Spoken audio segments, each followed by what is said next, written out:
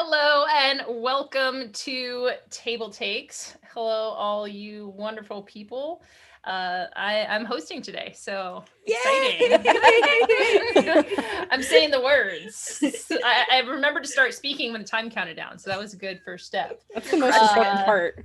Yeah, it's me. All right, let's have some intros from everybody. We have Kelsey with us today here. Lovely. Hello. Kelsey, what is up with you? Man, so I'm Kelsey. For those of you who don't know me, I'm the community manager here at Gen Con, and I got the beautiful benefit of being able to come visit this weekend. It's been a very exciting week today because I got a new tattoo. Do it. Because now I can go to. I don't know if I can do it. So let me see if I can. I like how we're all like looking. How can I do this? So you see the dog? Can you see the dog? Oh, yes, we can see it. Yeah. Okay, yeah. So I don't know if you guys know about Rude Dog. Rude Dog is like a mid-90s like animated character that someone made for like a snowboarding company that ended up being so popular that they made like a one-off series of this dumb dog. It was Rude Dog and the Dweebs. I highly recommend if you like early 90s animation. It's amazing. That is the most 90s thing I've ever really heard. I was going to say, yeah, just that whole story. Yeah. But I was at a tattoo shop with my friend and I saw this tattoo artist who had that on a flash sheet. And I was like, well, I need that on my body. And I went there this week and got it. It hurts a lot, but I love it. It's okay. It's worth the pain. Worth the pain. So is. Yeah.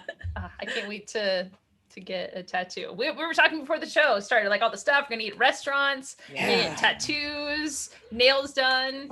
Speaking of which, Isabella, how about you up? You're up next. What's your story?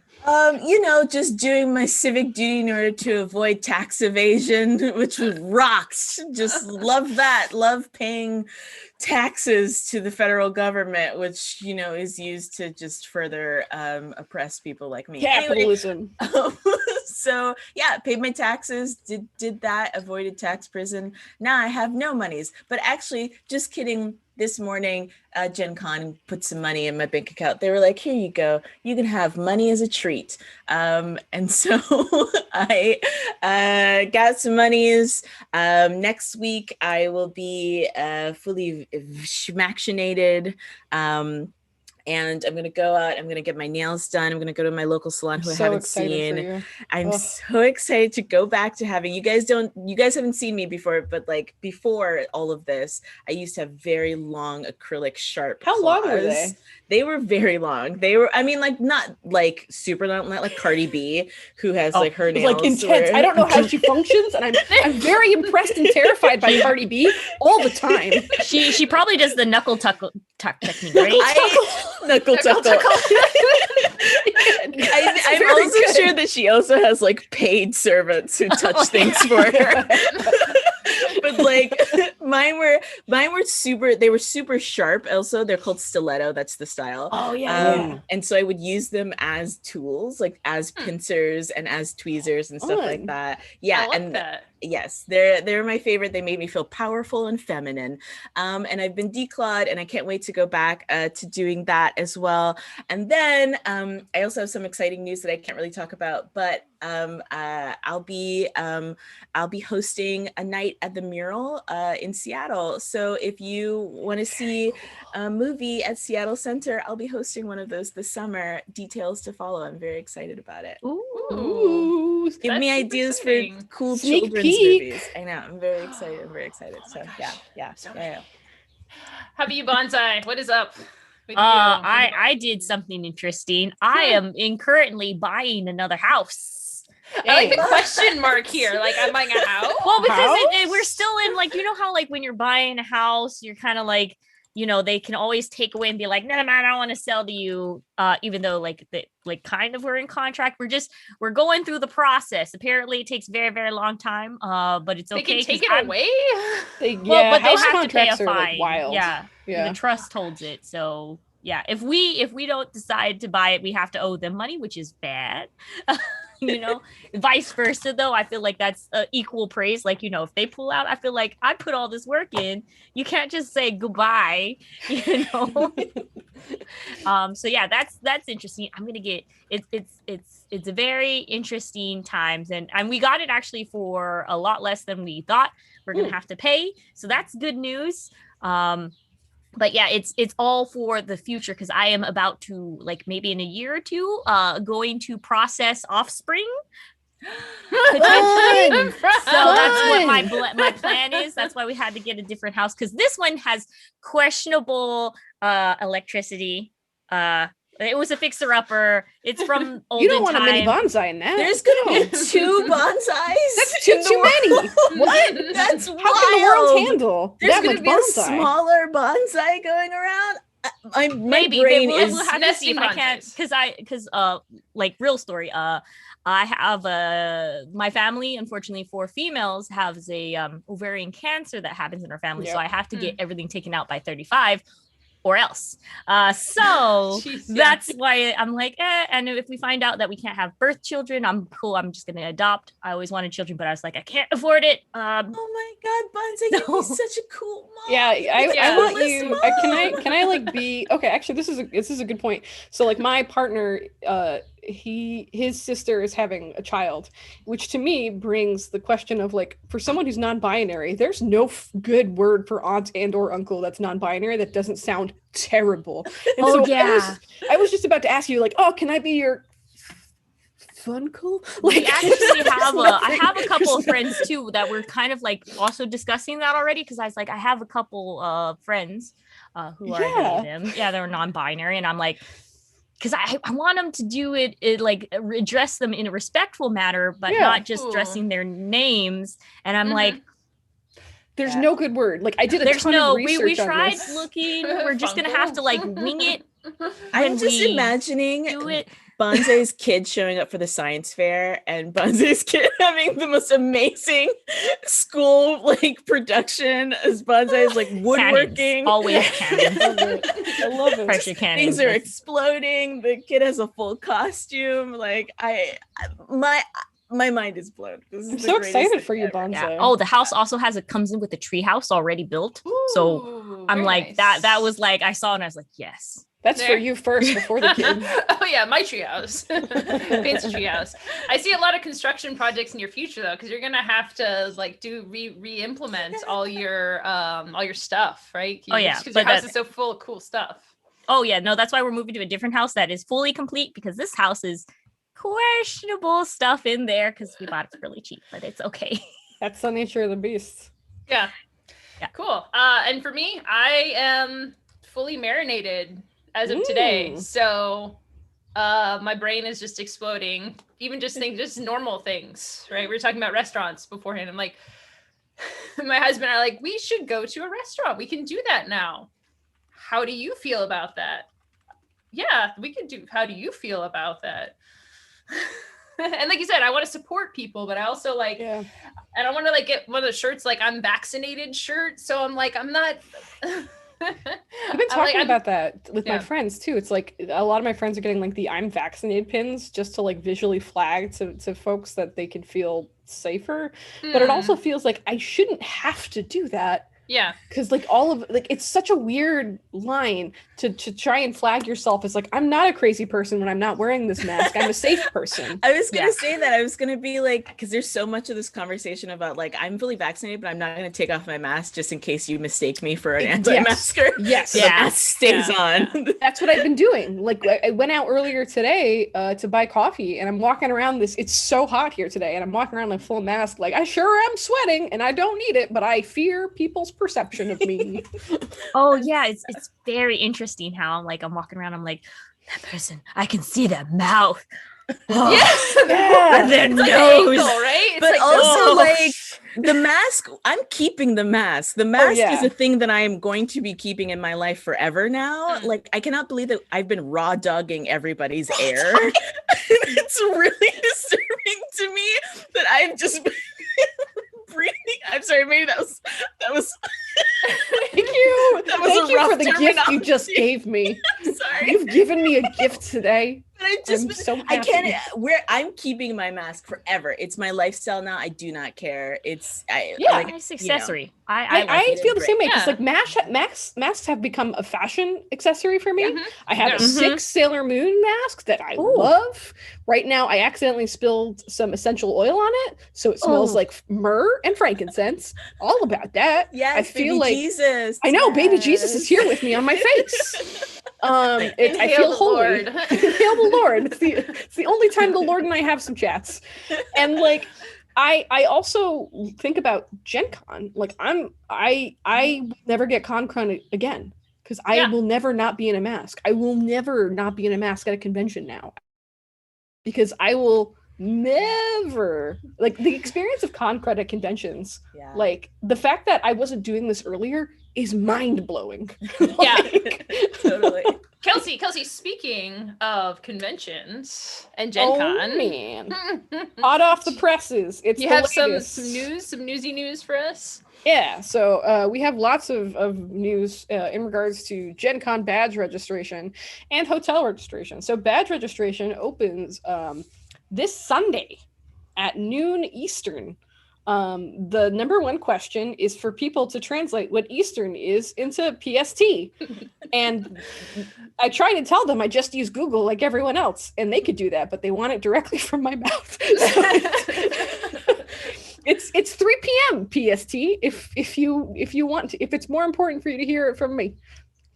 Yeah, because 3 hours later, so it's 3 p.m. right? No, it's Yes. not, it's in the morning. If it's 12 p.m. Eastern, it goes earlier. Does it? Yeah. So we Well, Don't would even be listen nice. to me. Listen to Google. Don't listen to me. Don't Just ask me that. ask your phone. Yeah, Be it's like, not. "Hey, It's 9 a.m. Yeah. 9 a.m. Okay. Yeah. 9 a.m. PST. Don't listen to anything I say when it comes to time. This is why I say just check Google. Google is Yeah. smarter than me about time. I still have to every time I have a meeting at Gen Con because I live on the East Coast. I have to be like, what time is that for me? I don't know. So we are going to have a limited amount of 4-day badges. We were just able to increase the cap of 4-day badges because we get some better estimates from the CDC and from the local governments. So we are not anticipating to sell out on Sunday like we originally were. Originally, we were like, get your badges now. But I don't think it's going to be that bad. I do still think they will sell out. So if you were interested in picking up a 4-day badge, I would still hop onto that as quickly as you would any other Gen Con. We will still also have additional single-day badges, and we might release more single-day badges, but we aren't going to release any more 4-day badges. And the reason why we're doing this is because the choice for us really was, do we make everyone have to get a 4-day badge because we have a cap we have to hit every day, or do we try and expand the pool of potential people who can come to a Gen Con? Because there are a lot of people who don't come to the whole 4-day and only come for a day or a couple days. So we decided it was better to increase the chances and the opportunities for more people to actually attend. So I would expect to see more single-day badges if that was your jam, but if you're looking for a 4-day, pick it up sooner rather than later. We have also extended the rollover date. If you were still thinking about rolling over your badge, if you weren't sure what you were going to do, the rollover date has been extended to June 25th. As we were meeting for TableTakes, the newsletter for that went out. So this is literally hot off the presses. The only thing that is good to know about that is if you had a 4-day badge and you're like, I'm not going to do the 4-day anymore, I'm rolling that over into 2022, but I'm thinking about getting a 1-day badge or something for this year, you are not going to be able to immediately do that because the system is still going to think you have that 4-day badge until we finish processing everything. But I am not anticipating single-day badges are going to sell out. If you end up having a problem with that, just ping customer service and Mike will help you out. I love him and all the work he has been putting into this for weeks. So please appreciate your local customer service pal. Also, if you are rolling over, just again give him some time because he is swamped with the amount of badge requests, hotel info, rollovers, everything else. So it might take him a little time to respond, but I promise you we will get to it. The other piece that is news is Hotel Reg. Hotel Reg will open on June 6th. If you have a badge in the system, you will be emailed your time slot for registration on the Saturday before. So basically you'll get an email that says like at X time you can log into Gen Con and get your hotel. And so it tells you basically what time to log on and what time to check. So if you have a badge in our system that's a 4-day badge, you will get that email. We do expect that downtown hotel spots will sell out pretty quickly. However, there are, if you've ever been to a Gen Con before, there are a ton of hotels in the surrounding area that are like walking distance or a short ride away if you don't feel like walking. I don't think in all the years I've gone to Gen Con I've ever actually stayed at a downtown hotel. I've always stayed like in walking distance or actually at an Airbnb. That's what I've been doing for the past couple of years. And it's never dampened my experience. So if you don't get a downtown hotel, don't worry about it. It's all good. If you have questions about how either of these things work, I know the hotel stuff could be a little confusing.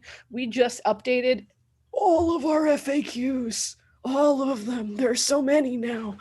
And you can go to gencon.zendesk.com, or you can go to our Discord and ask me there. We have the same bot that talks about all of this stuff, but that has a ton of places for you to ask questions and check. And if you don't find the answer there, you're actually able, we have a little chat bot and he's like, boop, boop, boop, boop, boop. And you can type in a question and our customer service folks will get it and we'll be able to answer your question for you. Or you can just yell at me on Discord because that's where I live. It's on the Gen Con Discord. Yell nicely though. Yell nicely with some positive or whisper like, hey, yeah. Hey, just like kindly whisper like into Discord. Whisper. ASMR hotel FAQ questions. Hey, I have a question about it. Like just ASMR. That would make my job so much more pleasant. Yeah, there you go. I only accept requests through ASMR. Dude, I bet that's it. Like that's it from now on. All of my meetings have to be ASMR meetings. Get ready, Gen Con. Tell me more about time zones. Can you convert? Time zones for me. All right. Great to hear. Lots of updates there. And you know, it's a new world, right?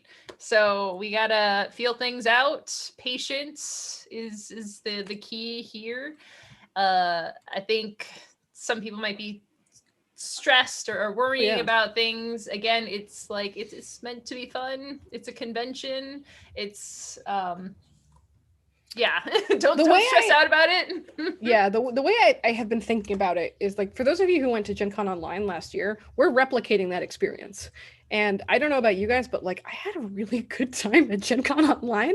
Like I played a lot of games, I watched a lot of streams, I hung out with my friends, and was it an exact Gen Con experience in person? No, I didn't smell bad and lots of people didn't hug me, but it was still great. And so if you aren't comfortable with being at Gen Con in person, that's totally valid and I support you. But we're going to have pop-up Gen Con at your local game store, which, you know, talking about supporting people in the pandemic, like that's a great opportunity right there. And we're going to have Gen Con Online, which we have a ton of cool stuff lined up for. And we're starting to build out the events and everything else.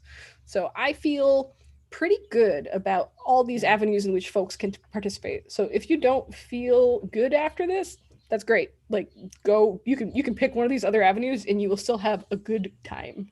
Yeah. Awesome.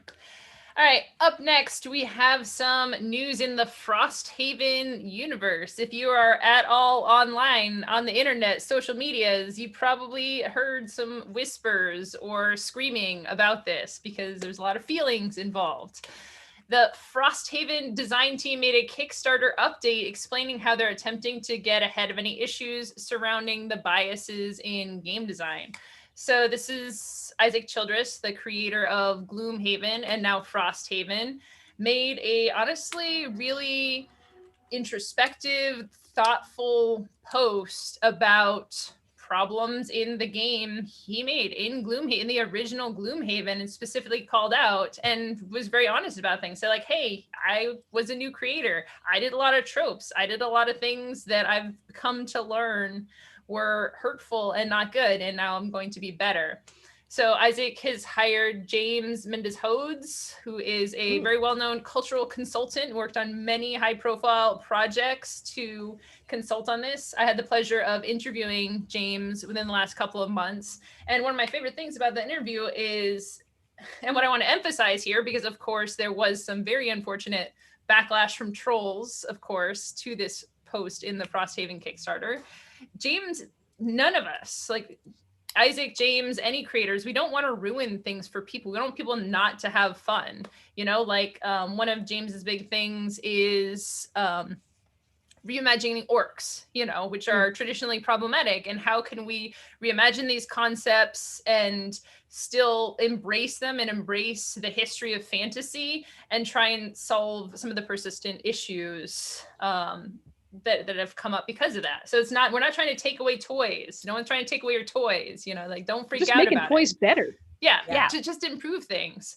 And what was great, and I say there was definitely some trolls there, but the response was also really positive because there was a lot of creators, a lot of people from marginalized backgrounds who said, I had these issues with it. I didn't back Frosthaven, or, you know, I wasn't fully embracing and promoting it because of these issues. And I expressed those, and then you did something about it. So that's really just what we want to hear and what we want to see is expressing issues.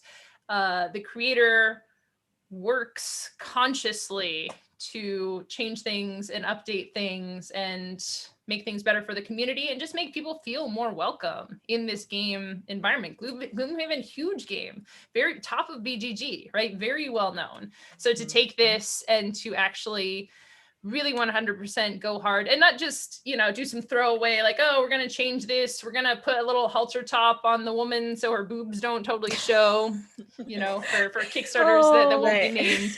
I mean, That ain't the part I'm worried about, my friends. But like what I think is also cool is that they're bringing in also voices from the community as well. Like, you know, like they're also being like, listen, we're going to defer to people who actually know what they're talking about and listen to them and listen to what they have to say. And I think that also, you know, we've had a lot of conversations about games sort of losing their relevancy.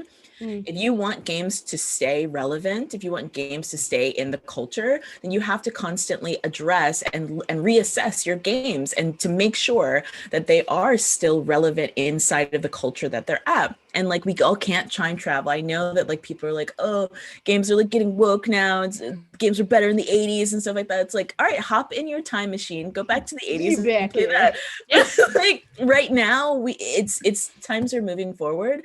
And don't you want, this is the whole conversation we always have about gatekeeping, but like, don't you want more people in your games? Don't you want more voices? Don't you want more people to like the things that you like? Like, isn't that good?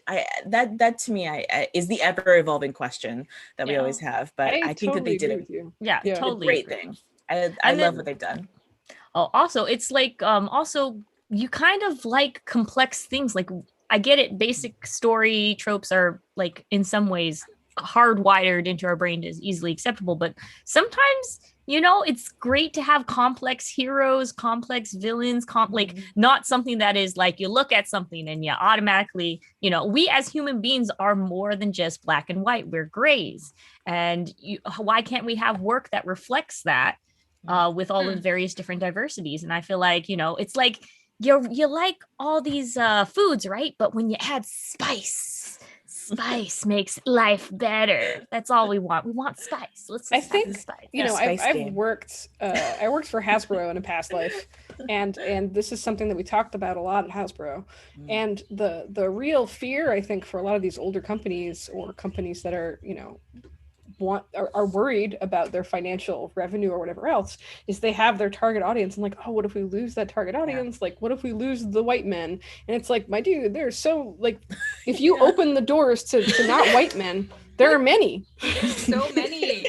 And like, you will lose people. Absolutely, you will lose people. You don't want those people anyway. Because the people who are going to reject your idea for being progressive are the same people who are damaging your community. And I think the more that we that like the proof is in the pudding moment for marketing and game design companies. When they see that in action, it will relieve that fear in their hearts. So to that end, when you see companies doing stuff like this and actually making those changes, it's really important to support them, because it puts that proof is in the pudding moment for them. Like, I'm a big advocate for, like, we all screw up. Like, I have made terrible mistakes when in my history of game design, and I think a lot of white game designers have. And like, I have learned from those mistakes, and I will talk them to death so people don't make the same mistakes I do. And I'm very grateful that people saw that I was making those changes and supported me. And so I try to do the same thing for everybody else who's doing it, so they can have that proof is in the pudding moment that I did too. Yeah. And the thing about this is, you go and you see some of those worst comments.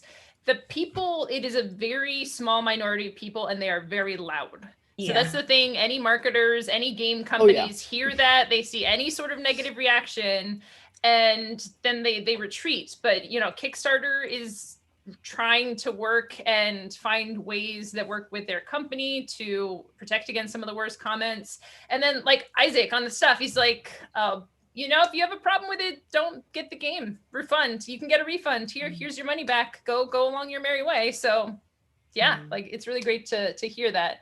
And I wanted to point out a little bit of the details real quick too. In addition to reassessing characters, which is really important, some of it comes down to story choices. So it's not just like this character was poorly represented, but in the game, you would have to do things that you might not want to do. So, and then it comes into consent. It's not even necessarily related to representation and marginalization, but just like, you know, maybe I don't want to murder kids in my game or whatever, you know? So hopefully even no saying that, I'm just like, there, no. Yeah. So, and that's like, it's all tied in together, right? Just like, and other people say, oh, that's the story, you know, like, this is what you signed up for. It's like, well, not necessarily, you know, sometimes just making a friendly word is just better for everyone. So yeah.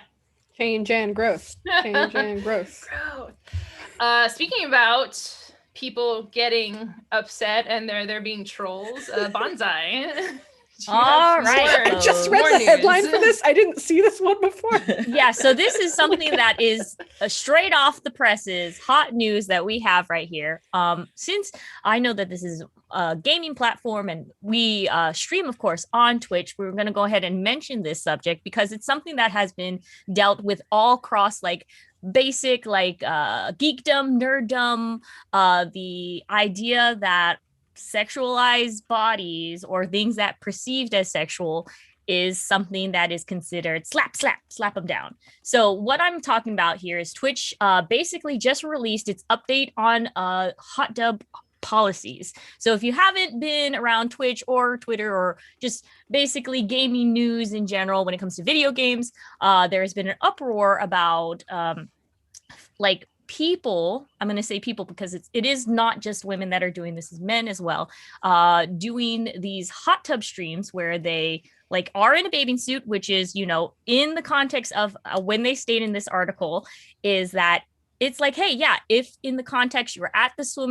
you're at the beach, you're at, like, you know, somewhere where swimming, like, you know, it is something that is like, you have to wear a bathing suit. That's just the norm that is in the context. So people took this and then were doing hot tub streams, which I think is lush and great. That's and more hilarious support to to me. those people. And, you know, Hilarious, I don't yeah. know how people can stay in those hot tubs for very I would long. Because I'm like, Yeah, so safety, hot, but hydrate. Yeah, please hydrate. That's all I'm concerned about. But like more as like people are like Twitch is going through these like ad safe partners and such, and people are exploring the like, hey, how do we be ad safe, yada yada yada. A lot of people, of course, a very screaming minority of a lot of things, like we say before, hit like just target, like a lot of these policies also negatively target women, like with, as you can see with the various different dress codes and stuff, like when like for somebody who has well ampled, shirts look different in people. And one of the biggest quotes, you know, like it's not necessarily like, oh, they're trying to do stuff. It's just the shirts look different in people. I'm sorry.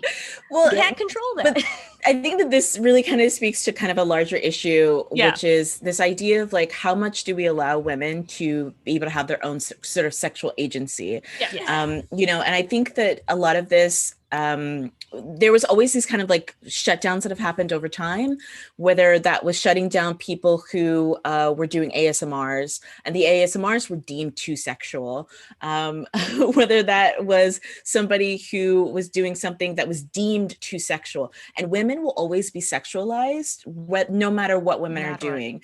Yeah. And if you're wearing something that can look sexy, it is a low cut top or anything like that, you don't have to be well ampled. Yeah. People will sexualize you no matter what. Yeah. And so striking those people because of the fact that they have been deemed as being too sexual, it will always negatively impact women more than it'll negatively impact men.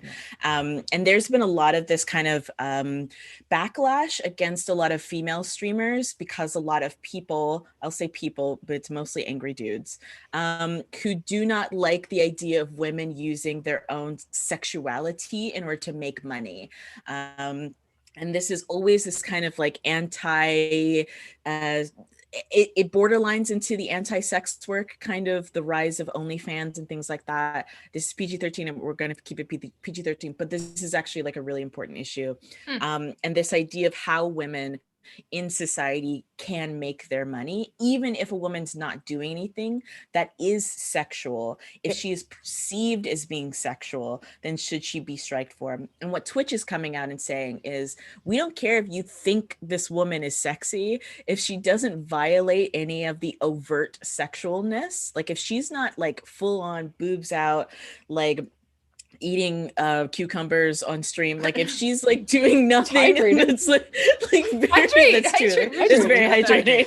Like if she's not doing anything that is like overtly, if she's just a woman who is sexy, you can't take her down because of that is not reason enough. And I think that this is a larger issue in our society about how we perceive women, the kind of sexual autonomy, the kind of bodily autonomy that we allow women to have, and the choices that we allow women. We for sure have all seen games, media, movies that have sexualized women, and that's fine. It's when women take that into their own hands and are like, well, I'll put myself in a bikini. I look good. I'm gonna wear this outfit. Good for you. I'm into it. That's when suddenly people have a problem with it. And Twitch has been dealing with this for a while because they want that sweet revenue money from, all the family friendly kind of things. But at the same time, like Twitch is made by human beings, and sorry, but human beings are sexual and human beings are sexy, and a lot of women are sexy, and it's that they shouldn't be suffering for that. So Exactly. Twitch has a lot to deal with when it comes to this kind of stuff. And I really hope that they listen to the actual creators and the actual women, and not the hordes of horny, frustrated, angry men that come after these women. Yeah. Who are the fans, by the way? Who are the ones giving them all the money? And then they get upset, like their follow isn't acknowledged fast enough or something. And all of a sudden, there's like a larger, I saw this article, I think it might have been in like Wall Street Journal, New York Times, about like how we are like regressing back to like a puritanical view on like sexual identity and having that in the forefront and like no longer wanting to acknowledge that as part of who we are as people. And it's wild to me.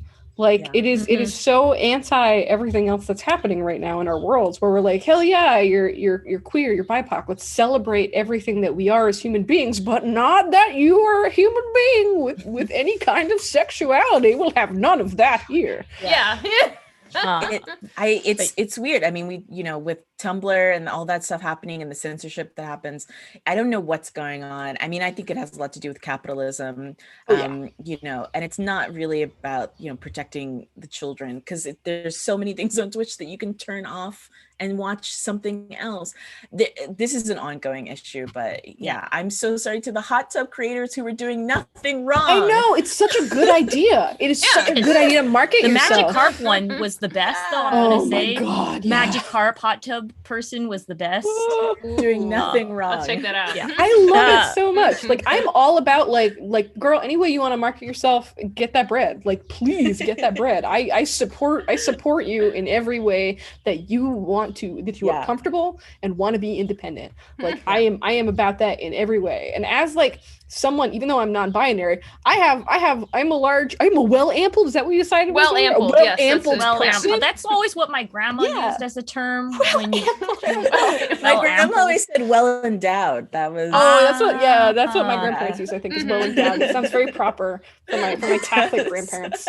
But like I try and dress as neutrally as possible because I am non-binary. But even then, like I'm wearing a binder right now, and I'm still in Tata land. Like that's just the nature of the beast for female bodies. yeah. And so to say that your body is at fault is just like, Yes, get out of here. Right? Yeah. Punishing them for having a body. Also, I would like to visit Tata Land once. It's the new board game. It's the new board game. Oh yeah. Once quarantine ends, booking that flight. But yeah, going back onto this news, the result of this, of course, with all of these complaints and stuff, they actually then created a new category called hot tubs, beaches, and swimming. So that is enacted today. I'm sorry, I didn't want to tell. I know you guys were going on a roll, and I was like, I'm sorry, I got to hand you this news. Wait, I'm I don't know what sorry. to do with it. That's very Here's powerful. the news. I'm sorry. This I is was just how it was. scared. I was like, I'm sorry. That's a I don't want to rock this category. boat. I really don't. This is just what was the ending results. Okay. It's like when food and travel, when just chatting was also food and travel, they were like, all right, people need to separate. They're like, separate. So now food and travel is their own thing, but apparently swimming and stuff don't count in food and travel. So yeah, now you gotta. all right. It's something that they are trying, but like I said, this is a larger issue because in the note of bodies and you can set mature settings. I am a family-oriented streamer on my end, and I put down that I am, and I regulate that, and I also have a Twitch bot that censors those things. I also know that people can set the opposite settings wise, and that is open to people, and people can do that and regulate. And for the thing, like if you want to be watching with your kids or older folks, like that's family oriented, you can set that as a tag. And like even with video games, a lot of stuff and a lot of content aren't necessarily allowed. That's why 16 and up is for Twitch for audience watchers, or if they're accompanied by adult. The bigger issue is that people they're still on this platform that do hate raids and harassment raids who are blatantly racist on here, that it's harder for them to get kicked off the platform than it is for people who are just existing in bodies happen to be so that's like on the one hand you want to celebrate Twitch, but this like, is great. We got to move on though. Been a Oh lot yeah, on sorry. this time. So, but that's move on specifically to apparently Isabella is free from sin. So let's talk about sins, Isabella. I don't know what that means, but yeah. Basically what this means is Renegade announces a weekend-long celebration of Vampire the Masquerade. Vampire the Masquerade is having a resurgence in the culture. I was saying that I have no sense because it reminds me of back in 2002 when everything was okay for me. Bennifer was together. Ben and Jennifer have gotten back together. Jinko jeans have come back into style. Delia's magazine. Do you remember Delia's catalog? Delia's is back? What? Delia's is back.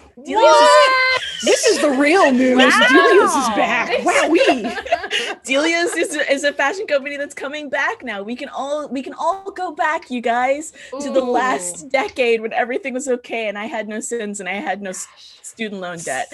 Vampire the Masquerade, which was one of the first games that I ever played when I was getting into TTRPG, has come back with a 5th edition. They've come back with a video game. There is a TV show that is also in the works as well. We're living high for if you're a Vampire the Masquerade fan like I am. Running over June 11th and the 12th, Elysium will be the destination for finding out new information about the new releases of Vampire the Masquerade. They've got Vampire the Masquerade, the 5th edition, Vampire the Masquerade Rivals expandable card game. They're going to be making some new announcements of some new products coming in, some new content. They're going to also be premiering a new live role-playing streaming series as well, and so much more. So you can visit their event site for that. The ticket is free. They've got their whole lineup of what the weekend's going to be like, get out your Hot Topic vampire fangs and So your pretty. flousy shirts Poofy dresses. and dust off that copy of Interview with the Vampire that you watched secretly in the family room after the family went to sleep, like I did. All about Queen of the Damned. Queen of the Damned. Yeah. Which has a banging soundtrack. So good. And so, yeah, it just feels good to be a Vampire the Masquerade fan again. It feels like we're having a resurgence in moody 90s goth, and I'm here for it. So, yeah. June 11th and Exciting. 12th. Yeah. Speaking of other fun things to do inside and outside of the house, bonsai. Do you have some things to talk about going places and doing things? Okay, hey, for those folks who are like itching to get back into stores and like play Magic and a lot of other things, WotC, Wizards of the Coast, did an event policy update, because last week we were talking about WotC was like, hey, it's open for people to go to like all of these various different friendly local gaming stores and such, but they wanted to go ahead and alliterate for some of those like areas where like maybe the company itself or the entity itself is not comfortable because it is still, hey, pandemic, not everybody's vaccinated yet. So quote unquote, realtors do not have to run store events. Running in-store events is voluntary and retailers will not be penalized if they choose to. This is just like, hey, they want to give the option to folks. Like if the realtors are like, all right, we're good, we have everything ready, our stations are ready, we're clean, we're going to go ahead and do this and Magic the Gathering for tournament rules, or sorry, like the realtors are going to be modifying the Magic the Gathering tournament rules and procedures as needed to provide like just basically a safe environment for everyone to play that goes with who, like, you know, state to state, area to area, it's different guidelines for everybody. But this is just like, hey, we understand if like you're not going to be penalized if you're saying like, hey, I really just don't feel comfortable doing this yet. They understand like, hey, not everyone has the same level of system and not everyone has the same like ability to sanitize as much as they can, but they were like, hey, but at least we're still just offering you this in case you do want it. So it's just like, hey, if you want this, this is a, like, I'm going to leave it on your doorstep kind of gift. And you can choose to take the gift or not take the gift. Just know that we support you. I wonder if that will like incentivize game stores to like up their game to like up what they're doing as far as like standards of practices and sanitation in order to get that tournament back in play. They have. Yeah. Sorry. Go ahead. Yeah, I'm. This is really good. This is really important because you need to give local game stores some backups. Again, I've talked about this on the show before. I know a lot of people who work at local game stores, and people have been jerks, honestly. Like, I hate to say it, but gamers can be jerks sometimes, and people come in there, they keep pressuring them. When are you going to open up? Why can't we do this thing? Why can't we play on the tables? Why can't we have our 20-person party seated together without masks who live together? Sure, right, whatever, you know. What kind of house do you have? That's a big household. Even with my family, it was only like 14 with 2-bedroom house, but I'm and half of you have Texas license plates. I mean, come on, people. Be real here. So it is important for WotC to back up, and I just want to keep reiterating, like, just be incredibly kind and patient. These stores are going to announce what they're doing. Go on their Facebook page. You don't even have to ask. I mean, I'm sure if you ask, it's fine, but like they will tell you the second that you are allowed to be in there, and not a moment sooner. And some places, for whatever reason, you know, maybe all the staff are vaccinated, maybe they have more open space, maybe they have outdoor space. There's a whole host of reasons that stores might be more or less comfortable hosting events. So it's an option now for people. If your store does it, great. If they don't do it, great. You know, the one other thing I wanted to mention is I'm interested to see how this is feeding into the recent announcement of the closing of the MPL and just professional Magic in general. Because in the past, all of these stores had to report their stats. You had to have your special Wizards of the Coast ID. You had to enter it when you entered the events. All the data had to be reported back to Wizards of the Coast. You can go online and check your stats, which was kind of cool. That's not a thing anymore, at least for now. So I wonder about that. You know, are they really, really just kind of doing away with all these stats and data, which is nice not having to report that, but also, you know, what does that mean in terms of being a professional in tournaments and all this stuff? So it's interesting. Good question. Yeah. Yeah. Mm-hmm. I wonder what if like do you know if like other TCGs that run tournaments like Pokemon or anything else are doing similar stuff? Like do you know if it's the same? If they're doing stats stuff or if Yeah. they're opening up tournaments. Both, really. Like I'm just curious if like Magic is following like a trend or if they're starting something new. I don't know. Wizards was always very specific about it because, of course, because you had this, the way they had it set up was you would get pro points over time, and you can get it from doing in-store events, and you could get it from going to local qualifiers and things. I think Pokemon has some sort of number as well. I don't know as much about how the tournaments work there, but Wizards, and again, like after saying we're not going to do MPL anymore, they're just kind of like, and there's nothing to take its place. We're not going to talk about stuff. So they could be waiting for announcement, or they could just be blowing the whole thing up. That's crazy. Yeah. All right, Isabella, I believe that you are going to share some sad news. I do have some sad news. So many of you, this is not directly related to games, but Kento Murai, who is one of the, he is the creator of the Berserk franchise. He has passed this past week. Kento Murai was a genius. The Berserk franchise, the Berserk series, which was ongoing up to his passing, was one of the most influential series of fantasy, I think, of our time period. The Berserk series influenced anime, games, comic books. I mean, the visual elements of so many things. I can't even really express how influential. I'm wearing my Berserk shirt in honor. I didn't even notice that. In honor of Kento Murai. Like, if you've never picked up Berserk before the manga, it is massive. It is several volumes long. This man had started it when he was in his, I believe, late teens, and had been continuing it up until he was in his 50s, up until his time of passing. It is a massive work of fiction, but at the same time, it is some of the best fiction. I mean, the best fantasy that you've ever read. One, his artistry was, he was arms and legs above anybody else. His artistry is so gorgeous and so amazing, so detailed, but also his storytelling as well. The story behind the three main characters, Guts, Casca, and Griffin, is like some of the most brutal. But, you know, the thing about Berserk, despite the fact that it is very mature and it is very graphic, has some of the most interesting moments of sensitivity and pathos and understanding. And in an interview that Kento Murai did, he said, they asked him, how do you categorize your work? And he said, I think of my work of being a shoujo manga. I think that my work has more in line to do with shoujo than it does shoujo, which is like manga that's aimed towards girls, than manga that's aimed towards boys. He was saying, my work is all about emotions and all about feelings, more so than it is about big guy with a huge sword who slays dragons, which also there's that as well.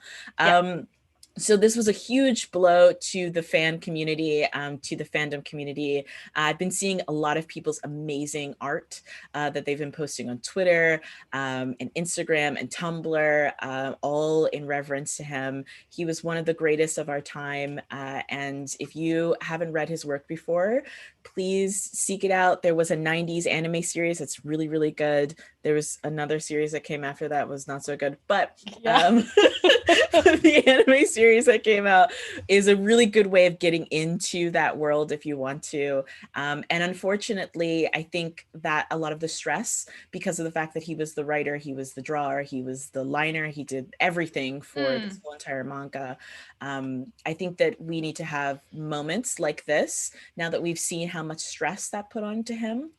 He took a lot of breaks for health reasons of why he couldn't continue the work. And I think that this is just my own feelings, but I think that contributed to his untimely passing. He died at 54, which is a very young age for a person to pass. And I think that we need to really stop and ask ourselves, how much are we asking of our creators? And the creators' lives are much more important than the works of fiction that they're putting out. And if a creator cannot finish their work because of the fact that they're overworked, that does no service to any of us, including the fans. And so Kento Murai's passing is huge. Please, please, please check out, even if you don't read Berserk because of the fact that it's so big, at least look at it. Watch it, look at the art, play Dark Souls. Dark Souls is completely ripped off of Berserk. Yeah. No shade, but you know, there's so many ways to engage with it. And so yeah, this was a huge blow. But yeah. But also when you're reading Berserk, you need to have be ready. It is very raw and emotional, and there's stuff that may trigger people. It's very just graphic. It's Check very the content graphic. warnings. Yeah, content warnings. Just like it's great. It'll make you feel. But I just want to be out there because there are things in there that are subjects that are rough. Rough. There was one section in it where I took, I think, a 7-year-long break from it because it was so rough, and then I had to return to it when I was like ready. It was still like so impactful though. Like I was talking with these guys earlier about how unfortunately, for better or for worse, Berserk was the first anime I ever watched when I was a young child. So it's like that's a rough one to start with. It's a rough one to start with in terms of anime. I went from Berserk to like similarly damaging in a different way, Cowboy Bebop. And I was like, I don't know, 12. Less. Wow. But it was still just like, I feel like if you look at my writing, like my professional writing, like you can see how that has affected. I think I started on Ranma Half. I think that was my first. That's way better. Mine is Sailor Moon. Oh God, Sailor Moon is my queer heart makes. I love Sailor Moon. All right, so we got one last piece of Gen Con news. Yes. Chelsea. Oh News man, news us up. I've been working on this one for a little while now, and I'm very, very excited about it. Next week, all of next week, we are doing a charity event on Gen Con TV. So that means Brothers Murph, This Game Gets Dicey, and the crew here on TableTakes will be participating in a week-long charity event that is going to be end capped by a one-shot with Asians Represent and Rivals of Waterdeep. And I am pumped.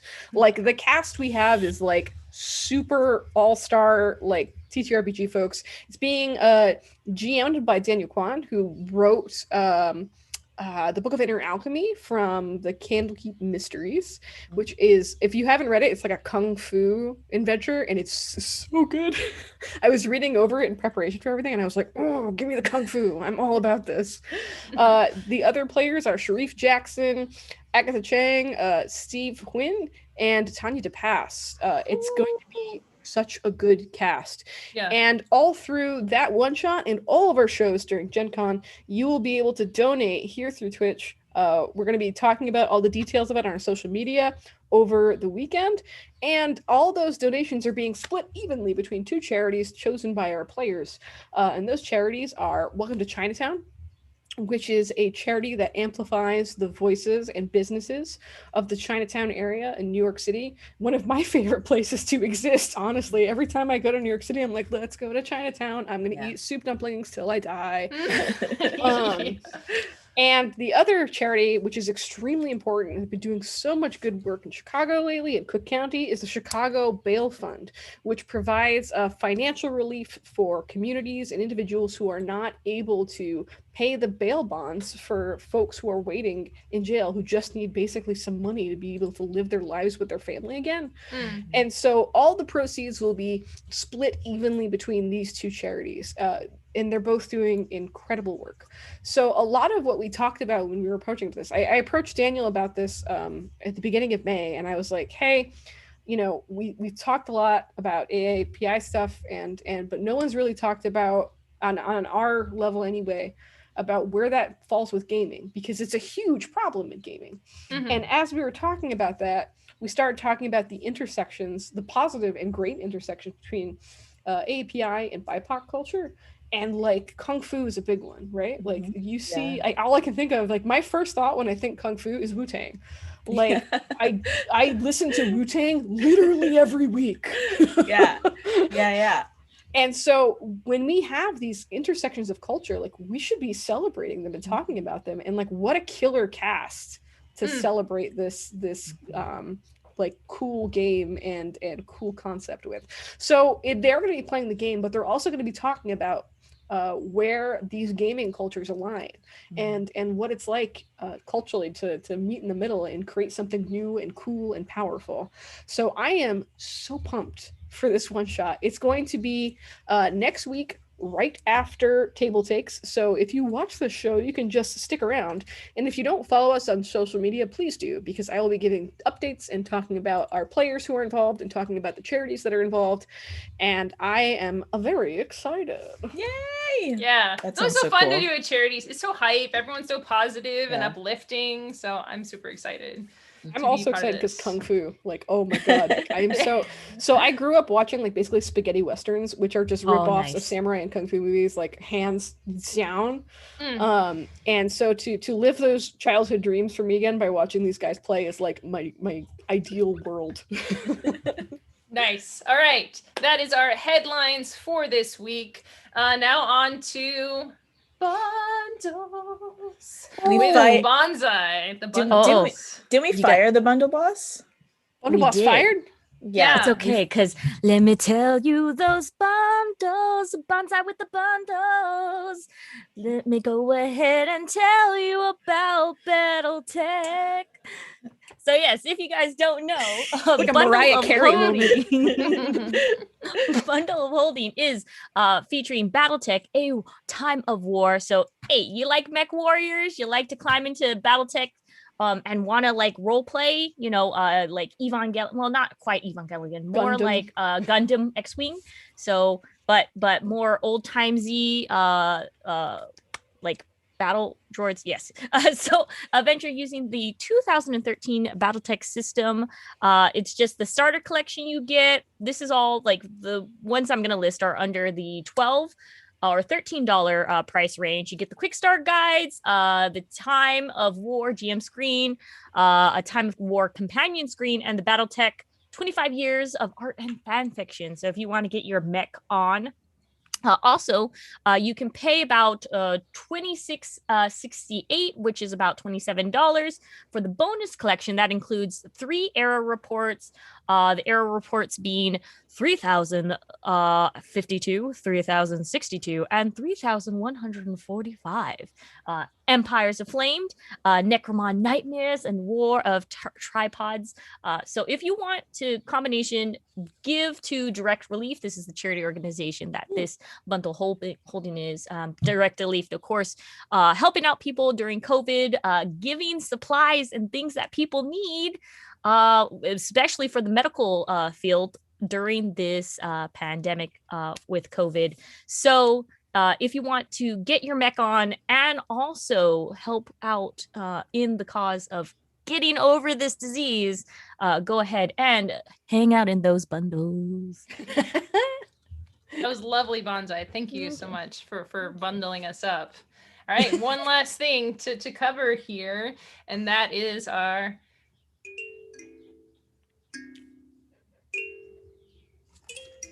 Kickstarter. Yeah! Been sent. I've been sent from this realm and into the next by this beautiful. Oh my god! This is beautiful. This is beautiful, Emma. This composed original composition by Emma. Oh. Like me on a piano. But yeah, all right, I'll kick off this Kickstarter bundle with, you know what, that little harp, like, what is that, plang plang? What is that, plang Is plang? that a finger? What is it called? A finger thing? Yeah. Harp? A finger harp? probably. Yeah, something. But yeah. But I like how To this is get- the universal gesture. Yeah. I'm a machine. You But know. yeah, to get into that was a perfect intro into this game that I'm going to be talking about called Growing Season. Manage and grow your own farm. So this has 2 days left. So an accessible and straightforward farming, research, and management board game for all ages. Look at this artwork. Immediately when I saw it, I was like, oh yes, this is the game for me. It basically is a very Stardew Valley board game, but not with that name. It's called Growing Season. It's a 2-player board game where players build and grow their own farm. The art style is super cutesy. Periodically, you're selling your crops, buying new seeds, new tools, even buying animals. Each player has 3 plots of land to grow on. You must balance your seed between growing fast but cheap plants and more difficult and rewarding plants as you go along. And in addition to buying and upgrading your crops, players can also buy upgraded tools to use for blacksmith or from the blacksmith. You can also spend extra time in the mine. So as you can see, this is very Stardew Valley. Yeah, it's kind of on the nose. The story of the season vibes also going on. Looking for precious orbs. The game operates as a single currency.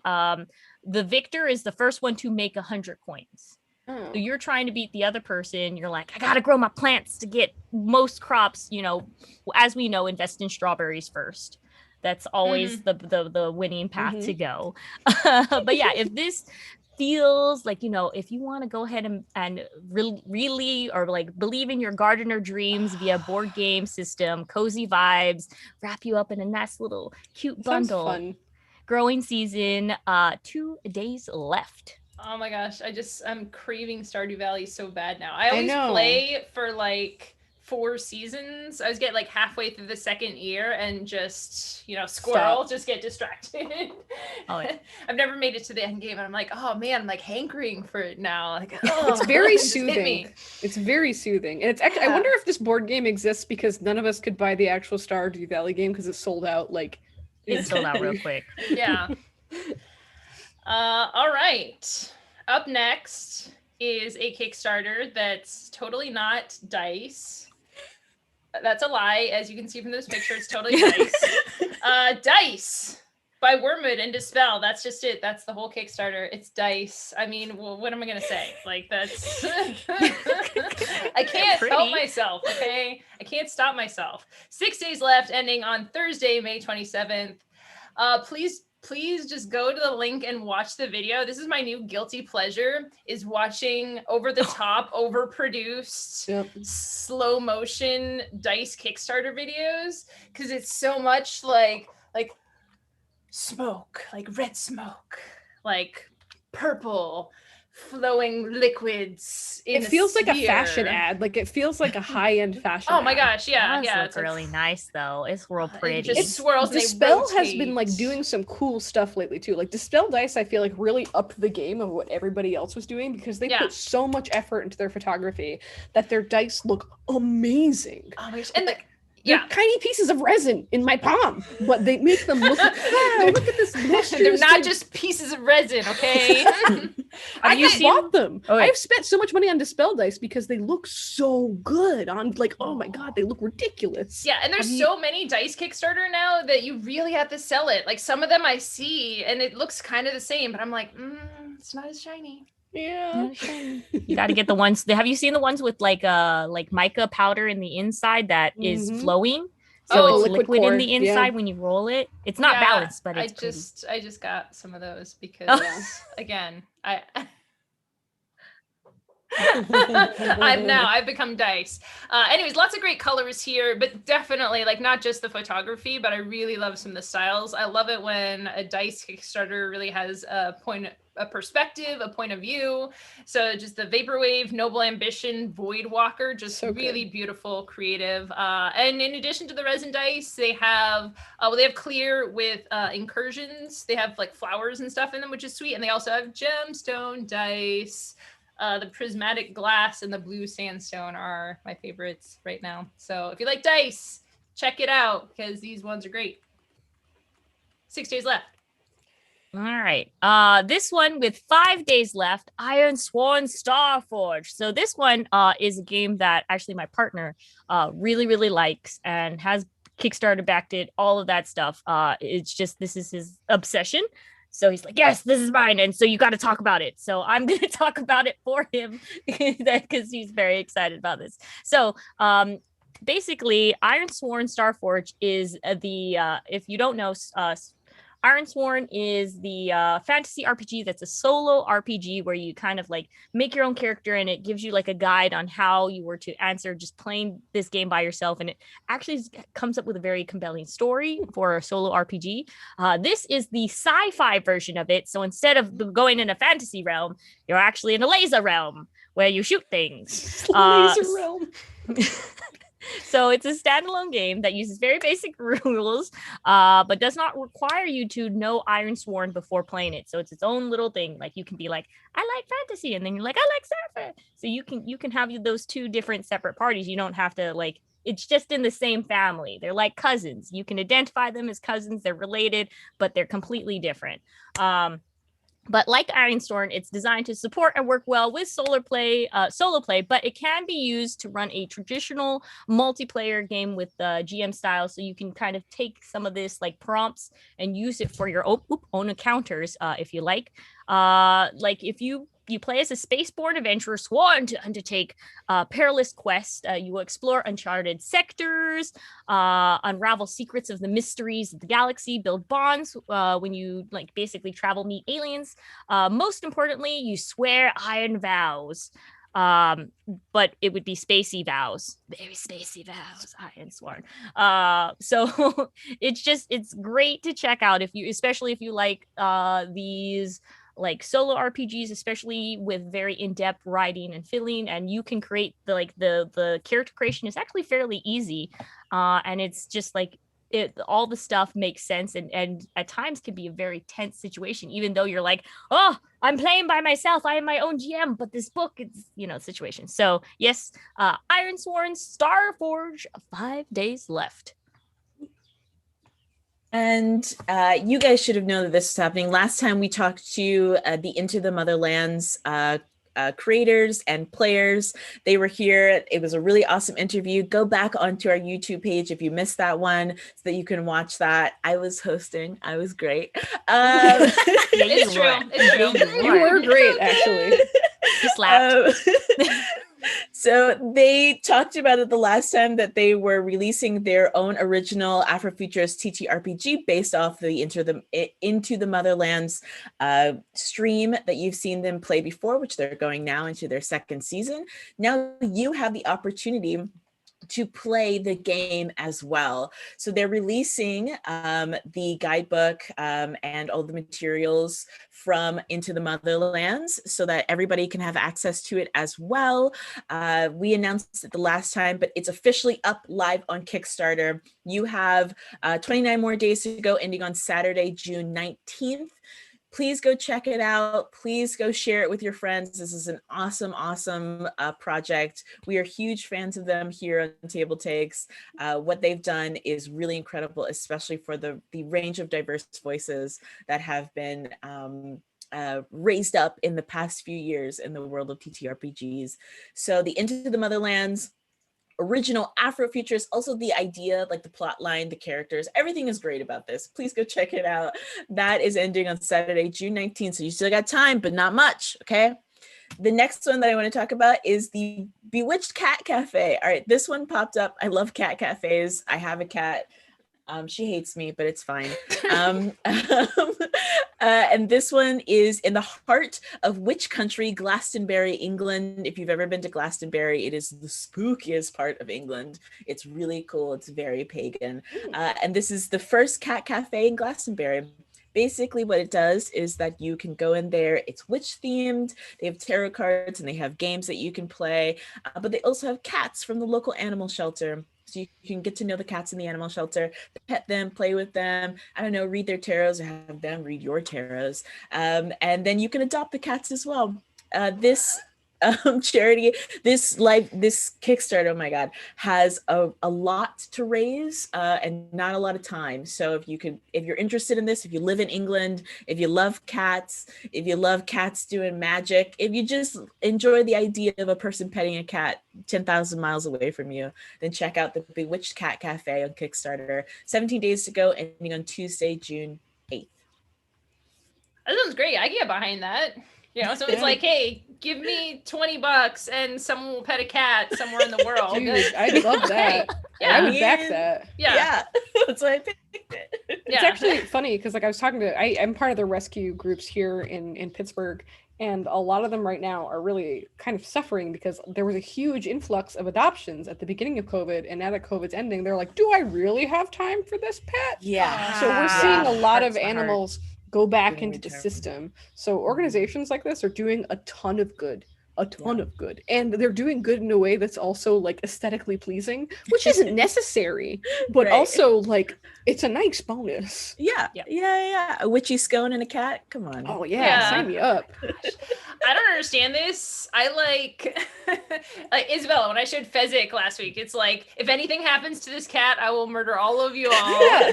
And then myself. I have it with plants. Like my plant drops a little baby that's kind of sad. I'm like, oh, I can't get rid of that. I can't like let it die. Like having a cat for if someone handed me a cat for 5 minutes, I'd be like, well, this is my cat now. You know, 100%. forever. Yeah. Yeah, I have 3 idiots in my house, and they're all my fun children, and they're all dinguses in their own special ways. Yeah. But they're my dinguses. And I have my awful collection of fish that someone left at work as a prank at my old job, and then I was like, I guess I have to learn how to take care of fish now. What? That's how I got into fish ownership. Life is not, life things aren't prank things. You can't just, it's like, what? It's like I could go on to this all day. I won't. But like I am all about supporting groups like this. They're doing good, important work, and there's board games there. It's still board game related. Yeah. All right, that's all the time we have for today. Thank you so much, everyone, for watching and enjoying our show. But wait, there's more. TableTakes is not the only show that we do here on Gen Con TV. And remember, next week we got special charity week. So get excited about that. Monday, we have One Man Murder Maze. I was going to say Murder Mystery. One Man Murder Maze at 4:30 p.m. all the specific time. One-on-one D&D podcast featuring Invader Zim staff writer Eric Trueheart and voice of Ricky Simmons. I think that's Ricky Simmons is the voice of Simons, yeah. He's a really cool dude. At 6 p.m. we have still on Monday, we have board games of the brothers Murph. Join brothers Nick and Matt as they hang out and game together. This week they're playing Remember Our Trip. So get excited, hyped about that. Wednesday, this game gets dicey at 10 a.m. Paula Deming and Matthew Jude compete against each other in online tabletop games. They're playing Chai Tea, which is a very exciting tea-themed game. I love Chai Tea. And then, of course, on Friday, we have TableTakes here. That's us, 2 p.m. Next week, we're going to have guest host, The Noir Enigma, who's been on before and is super fun, who I love. So very excited about that. We're also going to welcome back Craig from Nerdburger Games to talk about new projects.